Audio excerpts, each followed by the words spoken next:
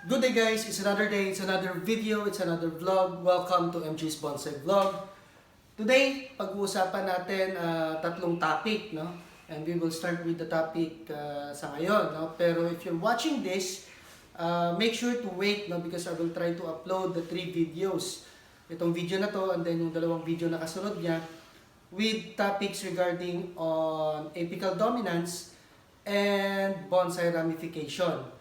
Now, for today's topic, babalikan lang natin, no? Yung topic natin dito is yung training of the generation of branches from first generation up to third generation. Gumawa ako ng video before and na-upload ko na, no, individually. I-review lang natin yon, no? So, wala nang intro-intro, diretso tayo.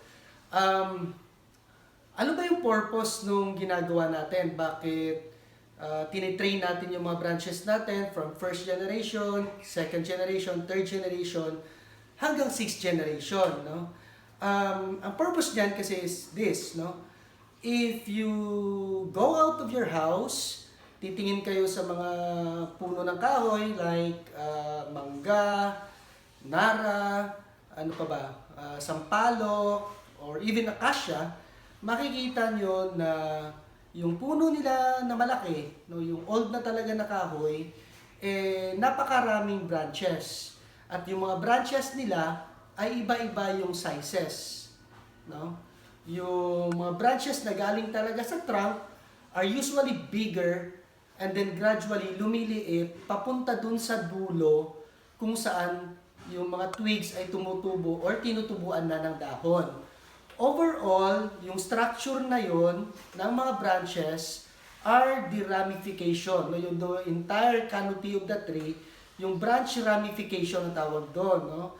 And the ideal branch ramification is mula sa branch na galing sa trunk hanggang papunta doon sa dulo ng kung saan mayroong twig na mayroong tutubong dahon, mayroong gradual na tapering. Mula malaki, dahan-dahang lumiliit. No? Usually, pag malaki talaga yung acacia, kung bibilangin nyo yun, no, yung generation per generation, hindi yan bababa ng up to 6 generation. Yung talagang malaking acacia, no? Kung you try to look for a malaking acacia, and then you count, no? Makikita ninyo, hindi yan bababa ng 6 generation.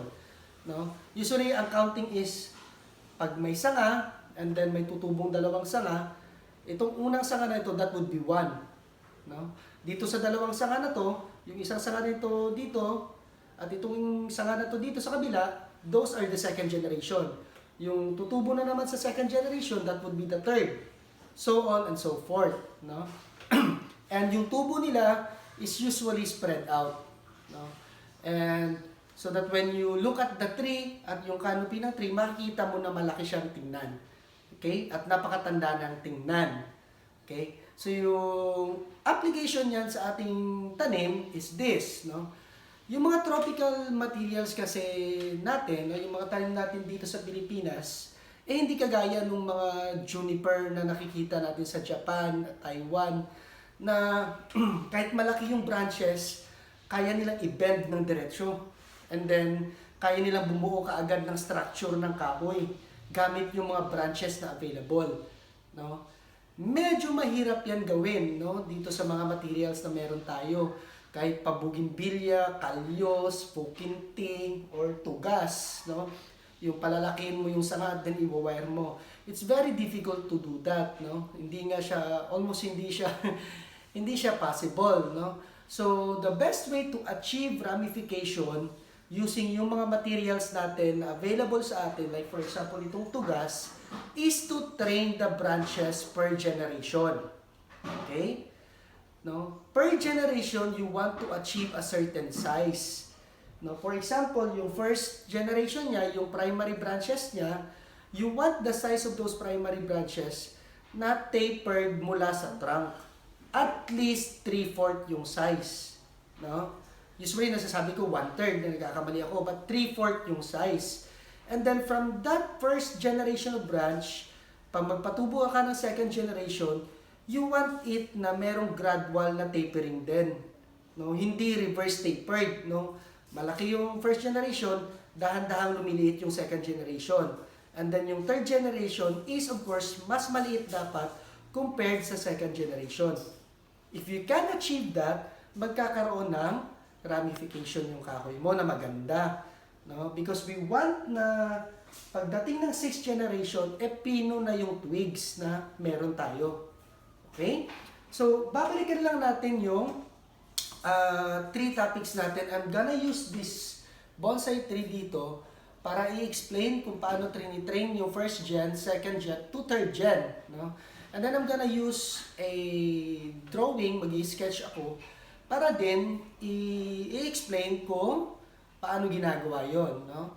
Okay? So, punta muna tayo sa drawing and then balik tayo dito sa halaman na to. Okay? So, please continue watching. Okay, welcome back. No? Sana klaro dyan. Using this sketch, no, yung drawing lang, i-explain ko kung paano i-apply yung pag-training ng first generation, second generation, and third generation. Now, para mas maintindihan, we should have a top view and then we should have a side view. Okay? No? Top view and side view. Okay? So, sa top view, makikita natin ito yung center ng kahoy, bilog. Ito yung puno niya. Okay? Sa side view naman, ganyan, yung kahoy, no?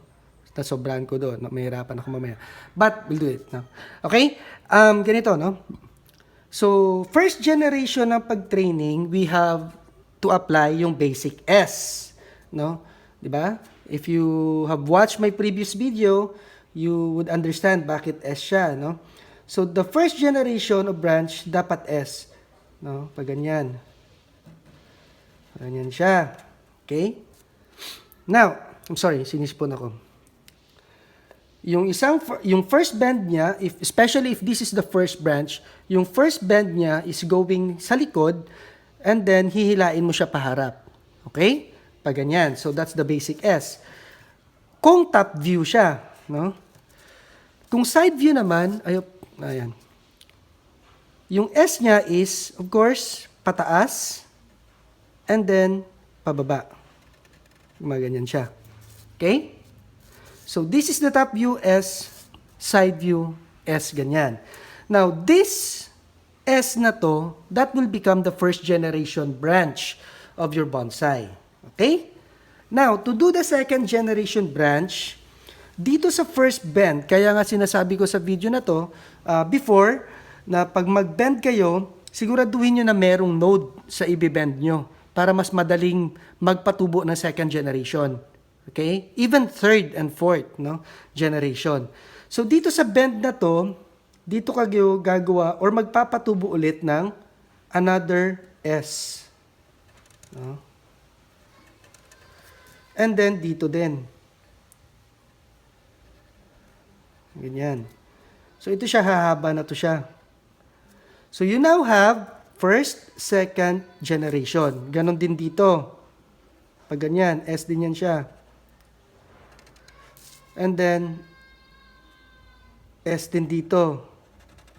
And then, hahaba na to dito. Okay? So, now, you have first generation and second generation branches. Okay?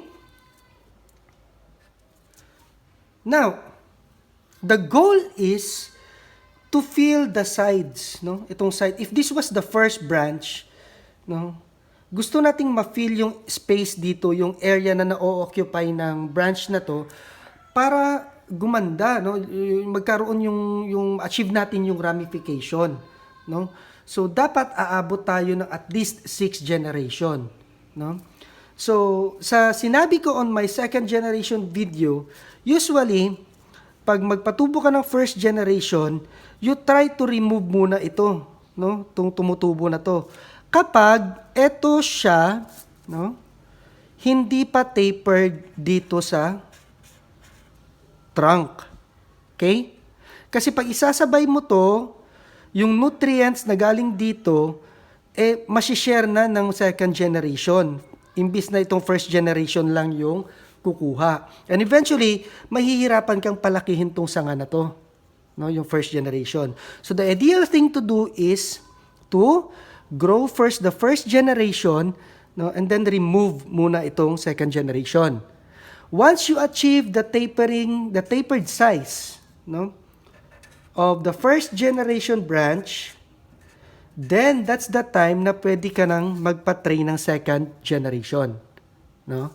So on and so forth, ganun din yung ginagawa papunta sa third generation, no?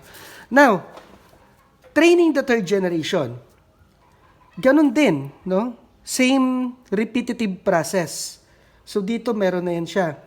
May tutubo na yan dito. Okay? At dito. Dito may tutubo na rin at may tutubo na rin dito. Okay? Sa third generation, ganun din. Sa S na binend mo, doon ka rin magpatubo ng isang sanga. No? Bawat bend. Ganyan. Now, there are rules applying to this, no? Na dapat you remove certain branches na nasa loob, no? But the idea is you want to fill the spaces, no? Na meron sa area kung saan nakalagay yung branch mo para magkaroon siya ng magandang ramification. Now, this is already third generation. Sinabi ko sa video ko na third generation, usually, sa training ng first generation and second generation, you have to provide ample nutrients to the plant. Kasi gusto mo na mahabol niya yung tapering. Nitong, lalo na pag walang abang. No? Gusto mong habulin tong laki nito sa trunk mo. Kaya gusto nating naka-extend yung halaman natin. Pero, the technique, and this is based on my experience and the experience of others na kilala ko, once you reach the third generation, mas ideal na kakalbuhin mo na siya and then you repot your bonsai tree. No?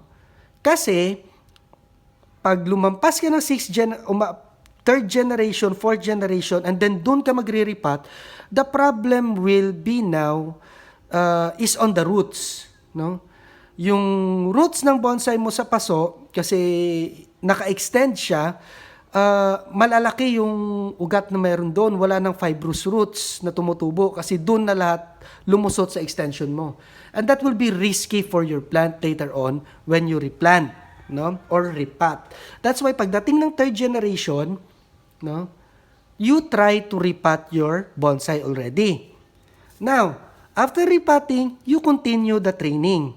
One advantage of repotting, pag na-repot mo na, by the time na mag-train ka ng fourth generation, no, hindi na masyadong malalaki yung tutubong branches. Okay? And you need that na hindi na siya masyadong malalaki kung gusto mong magkaroon ng magandang ramification. No? And this is mahirap, no? Kahit ako, hirap din ako nito, no? You want na yung branches mo na tutubo dito, no? Papuntang twigs, pagdating ng fourth generation, medyo maliliit na.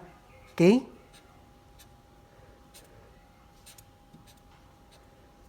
Para, pag-train mo papunta ng 5 to 6 generation, kung saan tutubuan na siya ng dahon, mayroong tapering yung mga branches mo. Okay? Galing sa malaking branch, papunta sa maliliit na branch, papunta sa tinatawag natin kung sa kahoy na twigs, kung saan tutubo yung dahon. Okay? So that's why sinabi ko sa previous video ko, yung sa third generation, na after the third generation na training, you have to try to repot your bonsai. No?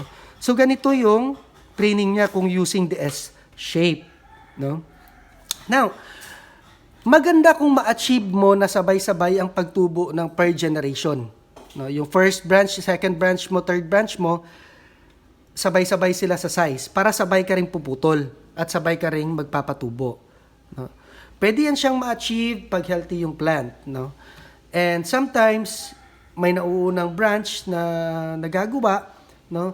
But the idea is, mas ideal kung unahin mo yung first branch na buuhin, and then yung back branch, and then yung second branch, and ipahuli mo na yung apex. Okay? So, we'll change the video, punta tayo sa tanim para ma-explain natin.